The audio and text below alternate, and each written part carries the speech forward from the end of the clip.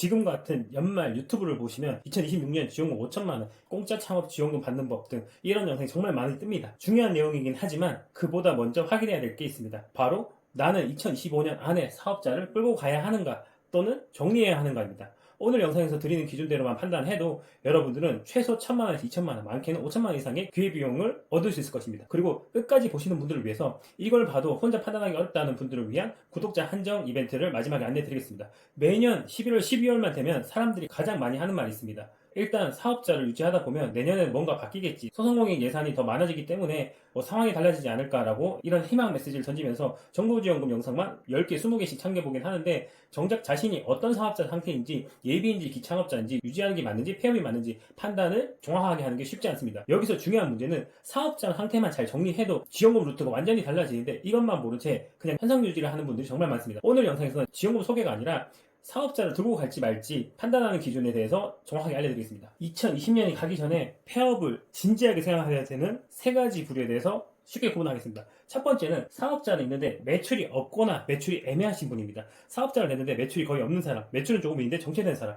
부업 강의만 듣고 사업자를 냈다가 포기한 사람, 일단 사업자가 있어야 기회가 생기겠지라고 생각하시는 분들, 이런 분들의 공통점은 단 하나입니다. 기창업자이긴 한데 기창업자로서 보여줄 실적이 전혀 없다는 것입니다. 심사위원 기준에서는 이렇게 보입니다. 업력은 있는데 실적은 없다. 이와 같은 경우는 예비창업자보다 못한 상태라고 보시면 됩니다. 예비창업자로서 기회도 없지만 초기나 중장기 사업자들과 경쟁을 해야 되는데 그 경쟁에서도 밀릴 수밖에 없습니다. 즉 가장 애매한 구간에 해당되시는 분들입니다. 이런 분들이라면 2025년에 사업자를 꼭 정리를 하시고 2026년에 예비 창업자로서 리셋한다면 최소 1,000만원 이상, 평균 5천만원의 기회를 잡을 수 있습니다. 두 번째는 매출보다 고정비가 큰 사업자입니다. 예를 들면 월 매출이 200, 300밖에 안 되는데 고정비가 2, 300이다. 이렇게 되면 여러분들 계속 적자가 날 수밖에 없습니다. 그래도 사업자를 유지해야 내년에 지원금이 나오지 않을까, 이런 착각을 하시는 분들이 있는데 가장 먼저 살려야 할 것은 사업자가 아니라 여러분들의 손익구조입니다. 사업자 유지 자체가 계속해서 마이너스가 나는 구조라면 지금 당장 정리하고 여러분들이 수천만 원을 받을 수 있는 그 기회비용을 선택을 하셔야 될 것입니다. 그리고 2026년에 예비 창업자로서 돌아온다면 더 큰 지원금 루트를 탈 수 있고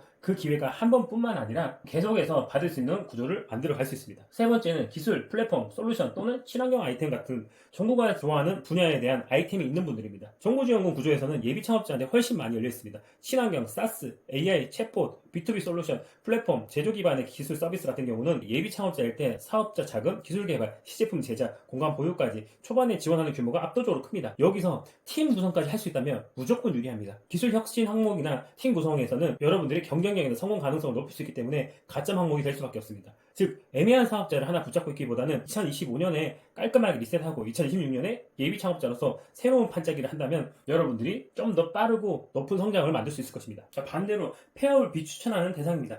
대표적인 예를 들면 동네 카페나 소규모 음식점, 온라인 소매나 오프라인 매장의 기반 서비스, 쉽게 말해서 자영업자 포지션을 계속해서 가져가시는 분들이라면 예비 창업 패키지 같은 것을 도전하기보다는 소상공인시장진흥공단에서 지원하는 사업이 더욱 적합할 수 있습니다. 이 분야에서는 예비냐 기창업자 여부만 보지 업력 제한이 거의 없습니다. 손익구조가 유지되는 한 굳이 폐업을 하지 않더라도 1, 2천만 원의 규모의 사업은 충분히 가능합니다. 두 번째는 만약에 여러분이 매출이 애매하거나 경영이 악화되신 분들이라면 여기에 업종을 변환하거나 또는 경영이 최근에 악화되어서 매출이 떨어지신 분들이라면 업종 업태 변경을 통한 소상공인 지원 사업이 존재하고 또는 경영 개선이라는 지원 사업이 존재합니다. 그렇기 때문에 스타트업이나 기술 창업 쪽으로 보는 게 아니라고 하면 소상공인 지원 사업으로 더 합격에 유리하기 때문에 아이템이 애매하신 분들이라면 소규모 사업을 노리는 것도 괜찮은 방법이 될 수 있습니다. 핵심은 이거입니다. 폐업을 고민해야 되는 사람들은 내가 기회비용을 놓치고 있는가에 대해서 판단을 해야 됩니다. 예비 창업자였다면 받을 수 있는 사업들 또는 업력이 초기일 때만 받을 수 있는 사업들, 그리고 기술 기반으로 갈 때 훨씬 유리한 사업들,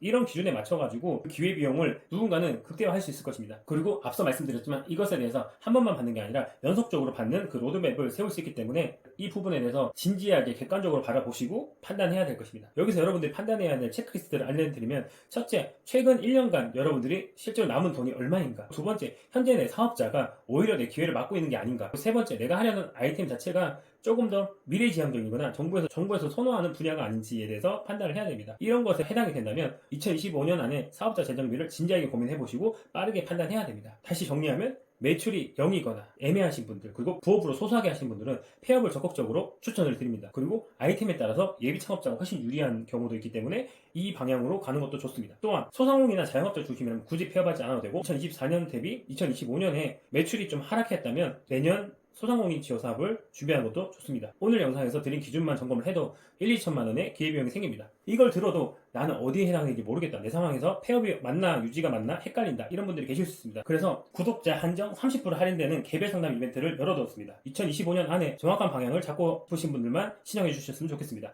신청 링크는 아래 고정 링크에 남겨두겠습니다.